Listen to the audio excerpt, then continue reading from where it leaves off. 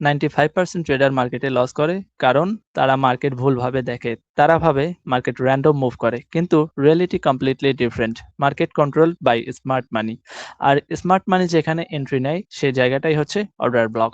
আজকের ভিডিওতে আমরা জানবো অর্ডার ব্লক কি, কেন মার্কেট এখান থেকে মুভ করে, আর কিভাবে হাই প্রবাবিলিটি এন্ট্রি নেওয়া যায়। আমি যদি আপনাদের একটু বলি অর্ডার ব্লক কেন কাজ করে। কারণ অর্ডার ব্লক মূলত কাজ করে ইনস্টিটিউশনাল, হেজ ফান্ড, এই বড় বড় ক্যাপিটালের ট্রেডারদের জন্য। যেমন আমরা কি করি মার্কেটের ভিতরে, ইনস্টিটিউশনাল, হেজ ফান্ড, ব্যাংক, ওরা যখন ট্রেড এক্সিকিউট করে মার্কেটের ভিতরে, ওরা কিন্তু চাইলেও ওদের পুরা হোল ক্যাপিটাল একসঙ্গে এক্সিকিউট করতে পারে না। টোটাল ক্যাপিটাল ধরেন $5 বিলিয়ন।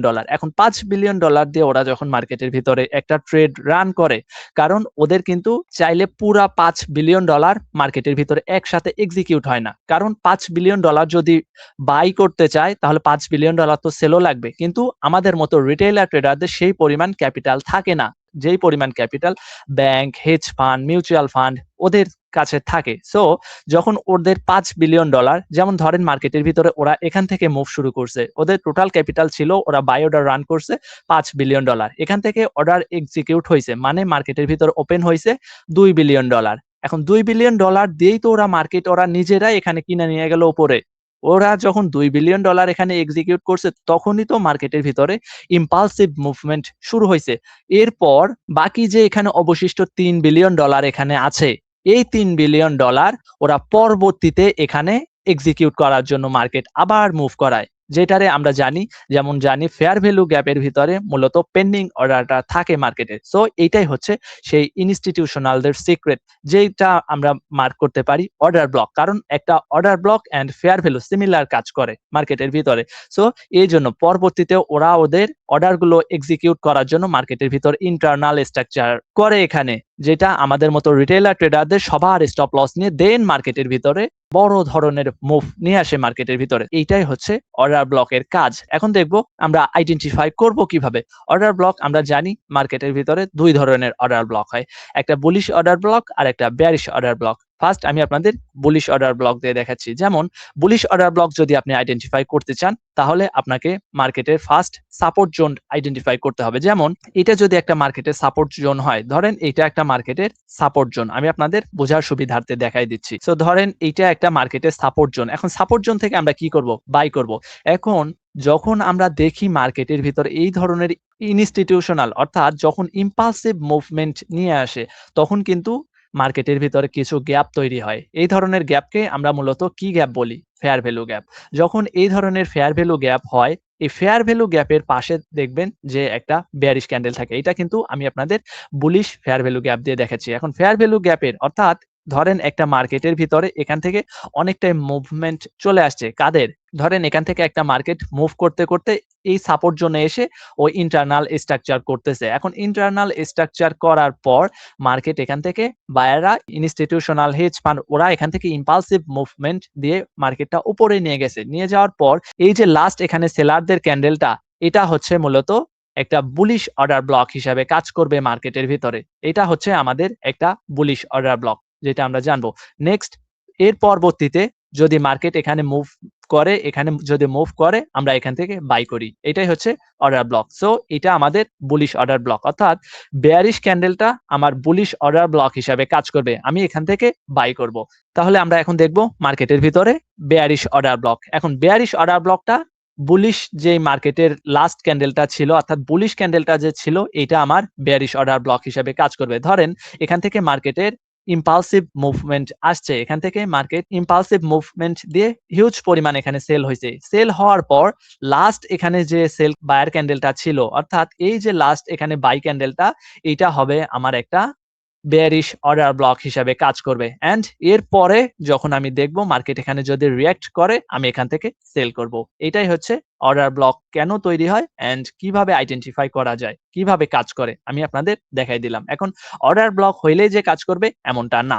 এর জন্য আমাদের কি দেখতে হবে মার্কেটের ভিতরে, হায়ার টাইম ফ্রেম অ্যানালাইসিস, যেটা আপনাদের কোনো ট্রেডার বলে না বা কোনো ইউটিউবার বলে না, আর যেটা আমি আপনাদের বলতেছি।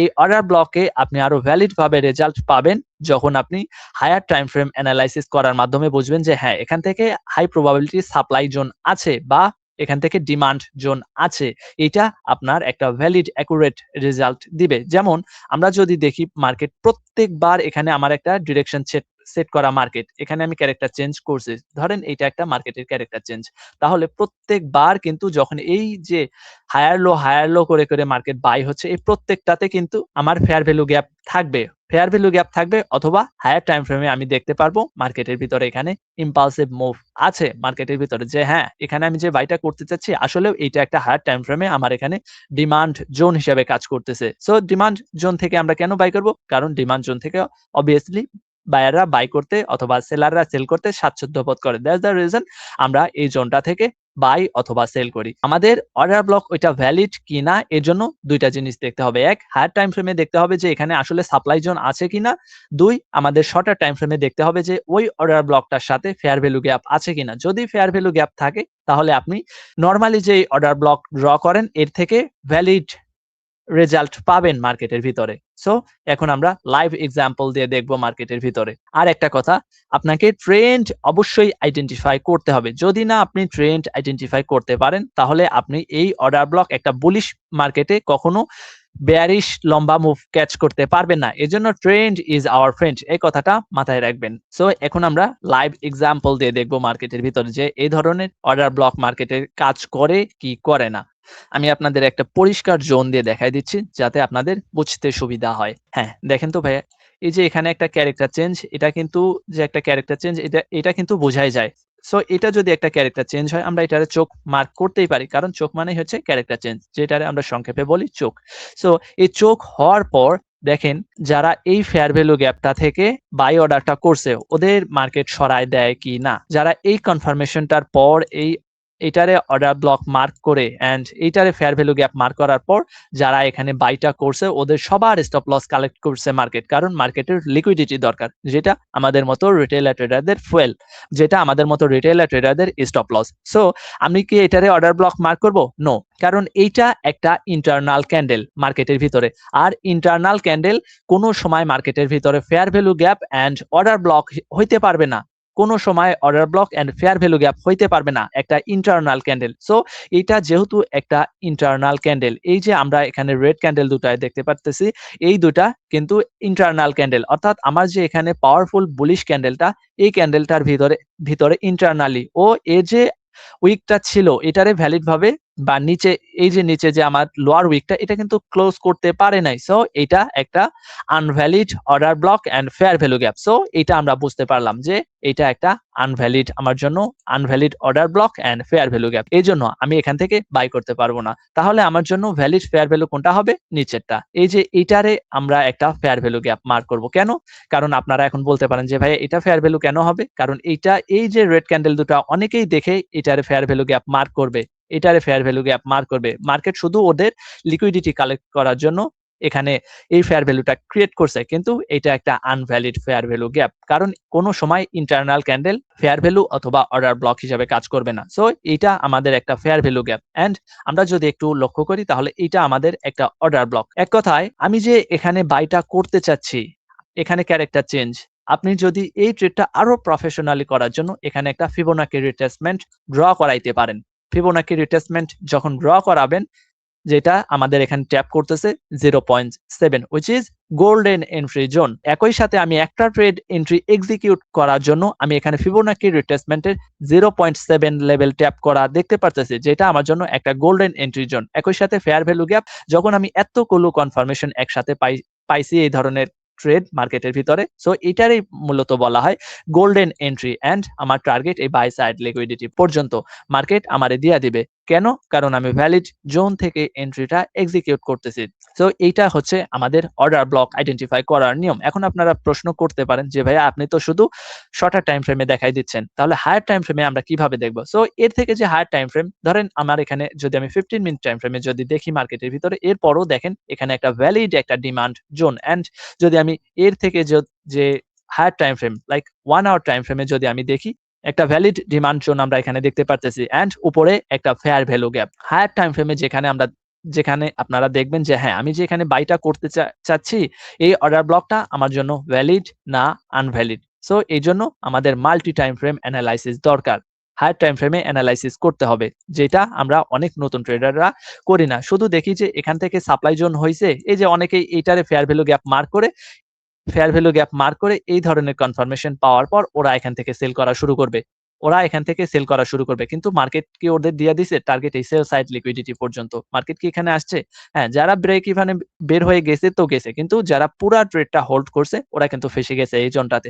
সো এইজন্য একটা অর্ডার ব্লক আপনাকে তখনই কাজ করবে যখন আপনি মার্কেটের ট্রেন্ড ডিরেকশন আইডেন্টিফাই করতে পারবেন অ্যান্ড দেখবেন যে ওখানে আসলে আমার হায়ার টাইম ফ্রেমে অর্ডার ব্লক অথবা ডিমান্ড জোন আছে কিনা। যদি থাকে তাহলে ওইটা আপনার জন্য একটা ভ্যালিড অর্ডার ব্লক হিসেবে কাজ করবে। সো আমরা আরো এক্সাম্পল দিয়ে দেখব। এখান থেকে মূলত মার্কেটের ভিতরে যদিও ক্যারেক্টার চেঞ্জ হয় নাই, তারপরও এখানে মার্কেট কাজ করছে। এখান থেকে কাজ করছে মার্কেট। কেন?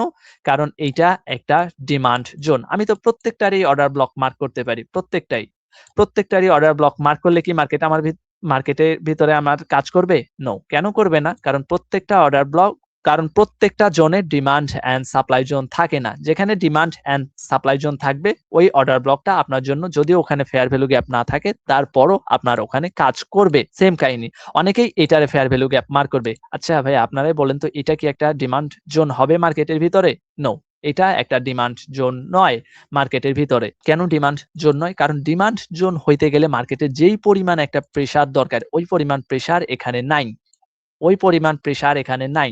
সো এটা কোনোভাবে ডিমান্ড জোন হইতে পারে না। ডিমান্ড জোন তাহলে কোনটা হবে? এইটা একটা মার্কেটের ভিতরে ডিমান্ড জোন। আপনি যে এখানে অর্ডার ব্লকটা আইডেন্টিফাই করছেন, কেন এটা ঠিক আছে? কারণ এখানে একটা ভ্যালিড ফেয়ার ভ্যালু গ্যাপ আছে। একটা ফেয়ার ভ্যালু গ্যাপ তখনই ভ্যালিড হবে যখন ওর সাথে একটা অর্ডার ব্লক থাকবে। আর একটা অর্ডার ব্লক তখনই ভ্যালিড হবে যখন ওর সাথে একটা ফেয়ার ভ্যালু গ্যাপ থাকবে। সো সবাই ভালো থাকবেন। আসসালামু আলাইকুম।